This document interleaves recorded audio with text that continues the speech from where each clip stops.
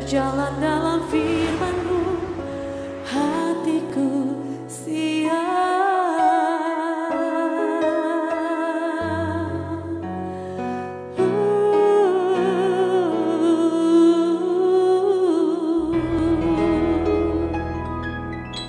Salam, God Lover yang dikasih oleh Tuhan Yesus Kristus. Apa kabarnya semuanya? Apakah dalam keadaan baik-baik saja? Doa dan harapan kami adalah saudara semua saat ini dalam keadaan sehat, bersuka cita bersama keluarga di rumah, dan tentu saja diberkati oleh Tuhan. Saudara-saudara, setelah kita beraktivitas sepanjang hari ini, mungkin ada hal-hal tertentu yang masih jadi masalah dan itu mengganggu pikiran kita, membuat hati kita tidak tenang. Dan ini bisa berakibat kita tidak bisa beristirahat dengan nyenyak.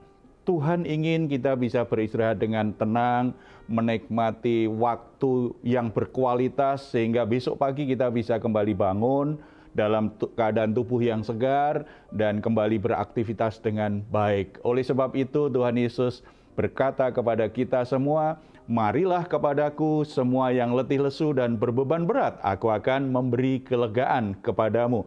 Apapun yang menjadi masalah, yang menjadi beban dalam hidupmu saat ini, mari kita hampiri Tuhan, kita bawa kepada Tuhan, percayalah kelegaan akan Tuhan berikan. Mari kita bersatu dalam doa. Bapa kami yang ada dalam surga, kami bersyukur karena dalam anugerah-Mu yang sempurna dalam Yesus Kristus, kami semua diberi kesempatan untuk boleh menghampiri Engkau. Bahkan Engkau mengundang kami setiap hari untuk menghampiri Engkau. Kami membawa semua beban berat hidup kami. Kami membawa hal-hal yang membuat kami letih dan lesu. Kami membutuhkan belas kasihan-Mu, kami membutuhkan hadirat-Mu, kami membutuhkan kelegaan dari-Mu Bapa. Kami sangat percaya ketika kami menghampiri Engkau, kami akan mengalaminya. Sehingga malam hari ini kami bisa beristirahat dengan baik, kami bisa tidur berkualitas, dan kami semua dalam keadaan sehat secara rohani, jiwani, dan jasmani kami. Nama-Mu dipuji, dimuliakan dalam seluruh aktivitas kami besok dalam nama Tuhan Yesus. Amin. Saudara-saudara yang dikasih oleh Tuhan Yesus, ada orang bertanya seperti ini. Bagaimana kita memilih lagu rohani yang baik? Apakah karena iramanya yang enak, atau karena genrenya yang tertentu seperti itu yang membuat sebuah lagu rohani atau lagu pujian itu layak untuk direkomendasikan. Saudara-saudara, kalau bicara tentang lagu pujian, lagu rohani, itu pasti terkait dengan bagaimana ekspresi iman kita, pengalaman iman kita, bagaimana hubungan kita dengan Tuhan.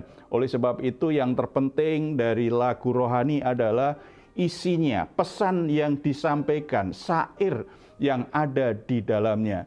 Kita bisa belajar banyak di Alkitab yang mengajarkan hal itu. Tetapi saat ini kita akan melihat sebuah lagu pujian yang ditulis oleh Musa dan isinya apa saja sehingga itu menjadi lagu pujian yang sungguh-sungguh berkenan di hadapan Tuhan. Ulangan pasal 32. Kalau kita pelajari Ulangan 32 ini bicara tentang nyanyian Musa. Setelah melewati perjalanan, pengalaman, dan dinamika iman yang luar biasa, Musa menulis nyanyian ini. Dan kita akan lihat ada hal-hal penting yang ada di nyanyian rohani yang dinyanyikan oleh Musa. Ada beberapa tema yang kita bisa lihat. Yang pertama, nyanyian rohani yang dinaikkan oleh Musa itu punya tema tentang siapa Tuhan. Siapa Tuhan? Kita baca ayat yang pertama sampai keempat. Pasanglah telingamu, hai langit, aku mau berbicara, dan baiklah bumi mendengarkan ucapan mulutku. Mudah-mudahan pengajaranku menitik laksana hujan, perkataanku menetes laksana embun, laksana hujan rinai ke atas tunas muda, dan laksana dirus hujan ke atas tumbuh-tumbuhan. Sebab nama Tuhan akan kuserukan, berilah hormat kepada Allah. Gunung batu yang pekerjaannya sempurna karena segala jalannya adil. Allah yang setia dengan tiada kecurangan, adil dan benar Dia. Saudara-saudara, Musa menyebut Allah gunung batuku, gunung batuku, yang pekerjaannya sempurna, jalan-jalannya adil, Allah yang setia, tidak ada kecurangan, adil, benar Dia. Jadi apa yang diungkapkan Musa lewat nyanyian pujiannya adalah mengungkapkan siapa pribadi Tuhan itu. Lagu pujian yang baik akan berisi tema yang syairnya akan mengungkapkan siapa pribadi Tuhan yang dipuji, siapa pribadi Tuhan yang disembah. Itu kalau kita mau memilih lagu-lagu rohani, terutama bagi pemimpin pujian, orang-orang yang memimpin ibadah perlu memilih lagu-lagu yang pesannya kuat, bercerita tentang siapa Tuhan yang kita sembah, siapa Tuhan yang kita layani, pribadi Tuhan itu yang diceritakan. Kemudian yang kedua, kalau kita membaca ayat yang ke-5 dan 6, kemudian 7 sampai 14. Di situ menceritakan tentang siapa manusia. Saya baca saja yang ayat ke-5 dan 6. Berlaku busuk terhadap dia, mereka yang bukan lagi anak-anaknya, yang merupakan noda, suatu angkatan yang bengkok dan belat-belit. Demikianlah engkau mengadakan pembalasan terhadap Tuhan, hai bangsa yang bebal dan tidak bijaksana. Bukankah Ia Bapamu yang mencipta engkau, yang menjadikan dan menegakkan engkau? Akan bercerita tentang siapa manusia. Dan siapa manusia ini dipahami dengan jujur. Sebagaimana Alkitab katakan bahwa setiap orang telah berbuat dosa dan kehilangan kemuliaan Allah. Di sini diungkapkan tentang bangsa Israel yang durhaka, bangsa Israel yang tidak tahu terima kasih, bangsa Israel yang memberontak, bangsa Israel yang hidupnya kacau balau, yang hidupnya dalam perbudakan dosa sedemikian rupa. Mereka menentang Allah. Diceritakan sebagaimana mestinya, untuk menunjukkan bahwa ini loh siapa manusia.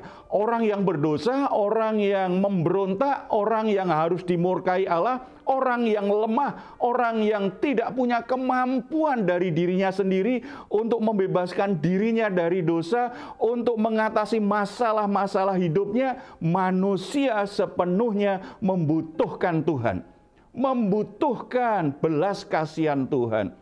Nyanyian rohani yang baik akan jujur tentang siapa manusia, tetapi dengan kesadaran bahwa manusia tanpa Tuhan akan hancur. Manusia tanpa Tuhan akan mengalami masalah hidup yang tidak terselesaikan. Manusia tanpa Tuhan akan binasa. Lagu rohani yang baik tidak hanya berbicara tentang masalah manusia. Aku sakit, aku butuh disembuhkan Tuhan. Aku ada masalah dalam pekerjaanku, aku membutuhkan pertolongan Tuhan. Aku dalam situasi yang begitu kacau, aku membutuhkan pemulihan Tuhan. Saudara-saudara, bagian itu tidak sepenuhnya salah, tetapi harus diingat ketika bicara tentang kondisi dan keadaan manusia yang berdosa, yang lemah, harus selalu diikuti dengan kesadaran rohani. Manusia membutuhkan Tuhan, membutuhkan kasih karunia Tuhan. Tanpa Tuhan manusia binasa, tanpa Tuhan manusia celaka, tanpa pertolongan Tuhan manusia tidak akan sanggup mengatasi problem hidupnya sendiri, apalagi mengatasi dosa-dosanya.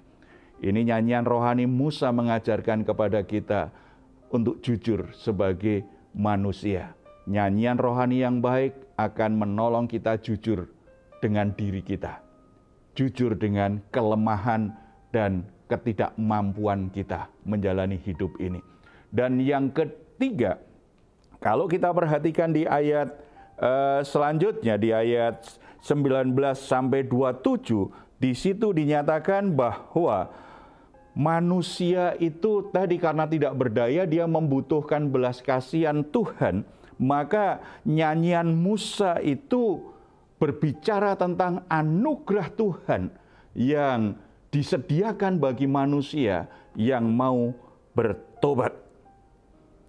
Kalau manusia mau bertobat, tersedia kasih karunia Allah. Saudara-saudara, ada banyak nyanyian rohani yang iramanya bagus, iramanya baik, enak didengar. Ada nyanyian rohani yang membuat orang itu cocok dengan zamannya, dengan keadaannya saat ini. Tetapi menjadi tidak baik ketika pesannya hanya berpusat pada diri manusia, untuk kesenangan manusia, dan menjadikan Tuhan itu menjadi objek yang harusnya memenuhi kebutuhan manusia saja. Bukan pesan yang tepat. Harusnya nyanyian rohani yang baik adalah bicara tentang masalah manusia yang membutuhkan kasih karunia Tuhan, yang membutuhkan belas kasihan Tuhan, dan itu akan diterima oleh manusia, dialami oleh manusia ketika dia mengambil keputusan untuk bertobat. Pesan-pesan pertobatan, pesan-pesan tentang kebutuhan yang besar bagi manusia untuk membutuhkan kasih karunia Tuhan, itu harus menjadi pesan yang ada di syair-syair lagu rohani yang dinyanyikan di gereja. Sehingga kalau kita belajar dari poin-poin yang ada, tema yang ada di nyanyian Musa itu, kita bisa menyimpulkan nyanyian rohani yang baik bercerita tentang siapa Tuhan. Tuhan yang perkasa, Tuhan yang setia, Tuhan yang penuh kuasa, Tuhan yang mengasihi manusia, tetapi juga Tuhan yang maha kudus. Dan yang kedua, nyanyian rohani yang baik itu jujur tentang keadaan manusia yang berdosa, yang lemah, yang tidak mampu mengatasi masalah-masalah hidupnya sendiri, yang membutuhkan Tuhan, yang membutuhkan belas kasihan Tuhan. Dan yang ketiga, ada pengharapan. Keadaan apapun yang dihadapi manusia, anugerah Tuhan, kasih karunia Tuhan tersedia. Tetapi manusia harus membuat keputusan yang tegas terhadap dosa. Dia harus mau bertobat, dia harus mau berubah, dia harus mau mentaati apa yang Tuhan firmankan. Baik, saudara-saudara, kita akan berdoa. Di antara saudara mungkin saat ini sedang mengalami situasi poin yang kedua. Saudara sadar sebagai orang yang berdosa. Saudara sadar, saudara sedang terpuruk. Saudara sedang alami situasi yang sangat berat. Dan saudara menjadi kecewa, menjadi frustasi, bahkan menjadi putus asa. Tetapi lewat tema lagu rohani yang dinyanyikan Musa, ada pengharapan, ada anugerah Tuhan untuk hidupmu. Tetapi saudara harus mau berubah, mau bertobat, mengikuti jalan Tuhan, tinggalkan jalan sendiri yang membuat saudara semakin kewalahan menjalani hidup ini. Mari kita bersatu dalam doa. Bapa di surga, kami ucap syukur karena dalam anugerah-Mu kami senantiasa diperkaya dengan nyanyian, pujian, dengan ucapan syukur dalam seluruh hidup kami. Beri kami hikmat supaya kami semakin bijaksana di dalam memilih lagu-lagu rohani dan menyanyikannya. Bukan untuk kepuasan diri kami sendiri, tetapi untuk memuliakan Engkau, untuk menyenangkan Engkau. Bapa, saat ini kami berdoa. Mungkin di antara saudara-saudara yang bergabung dengan program Raise and Guide ini sedang dalam keadaan terpuruk luar biasa hidupnya.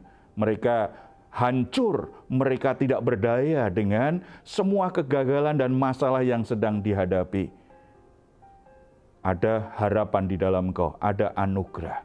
Roh Kudus tumbuhkan di hati mereka pengharapan yang baru, iman yang baru, bahwa ketika mereka mau mengambil keputusan meninggalkan jalan hidupnya yang berdosa, meninggalkan hal-hal yang buruk, dan kembali kepada Tuhan, maka akan terjadi pemulihan. Tuhan akan menolong, Tuhan akan mengubahkan hidup mereka. Tidak ada satu masalah yang tidak bisa diselesaikan di dalam Tuhan Yesus Kristus. Kalau ada di antara saudara-saudara juga sedang terikat dengan dosa tertentu, ingin keluar dari ikatan dosa itu tetapi mengalami kesulitan, gagal lagi, biarlah itu memberi mereka kesadaran bahwa tidak ada satu orang pun sanggup membebaskan dirinya dari belenggu dosa-dosanya kecuali anugerah Tuhan Yesus menjamah hidupnya. Tuhan bekerja kepada setiap saudara-saudara yang sedang bergumul, sedang terikat dengan dosa-dosanya. Jamah, berikan kebebasan dalam nama Tuhan Yesus Kristus, sehingga mereka alami kemerdekaan yang baru di dalam Kristus untuk menjalani hidupnya di jalan Tuhan dalam kebenaran Tuhan.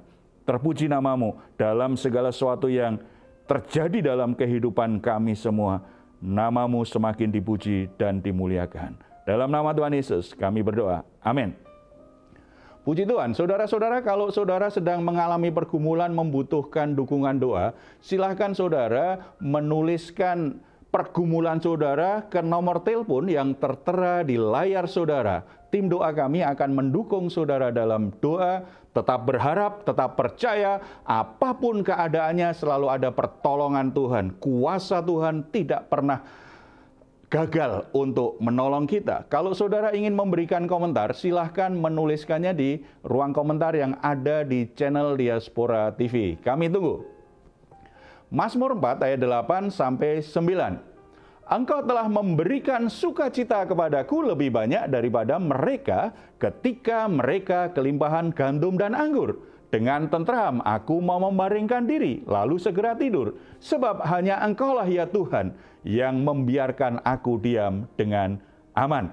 Puji Tuhan, selamat malam, selamat beristirahat. Tuhan Yesus memberkati kita semuanya. Salam.